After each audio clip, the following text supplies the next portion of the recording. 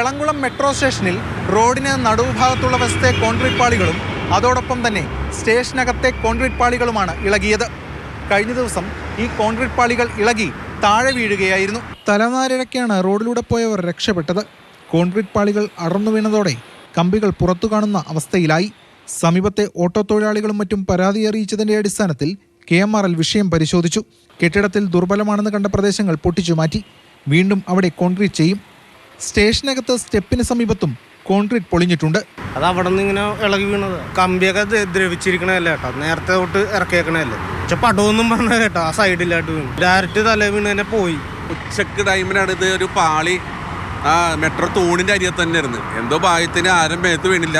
അപ്പോൾ നമ്മുടെ ഒരു സഹപ്രവർത്തകനാണ് പെട്ടെന്ന് കാണലും ഒരു പീസ് താഴ്ത്ത് വീണിട്ട് അവർ പൊക്കാൻ പറ്റാനുള്ള. അത് കണ്ടറിയാൻ പറ്റും, കോൺക്രീറ്റ് ആണ്. അത് അടുത്ത് വീണും ചെയ്ത് അവൻ പതുക്കെ കയറ്റി സൈഡിലോട്ട് വെച്ച് അതിനപ്പം തന്നെ മെട്രോ അവരുടെ അടുത്ത് പരാതി പറഞ്ഞപ്പോൾ അവർ പിന്നെ ക്രെയിൻ കൊണ്ടുവന്നാണ് ബാക്കി പൊളിഞ്ഞ സ്ഥലത്തൊക്കെ അവർ ചിപ്പ് ചെയ്തെല്ലാം കളഞ്ഞത്.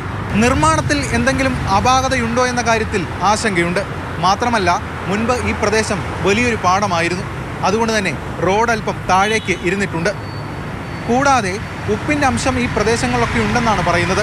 ഇക്കാര്യങ്ങളൊക്കെ ബലക്ഷയത്തിന് കാരണമായോ എന്ന സംശയമാണ് ഉള്ളത്.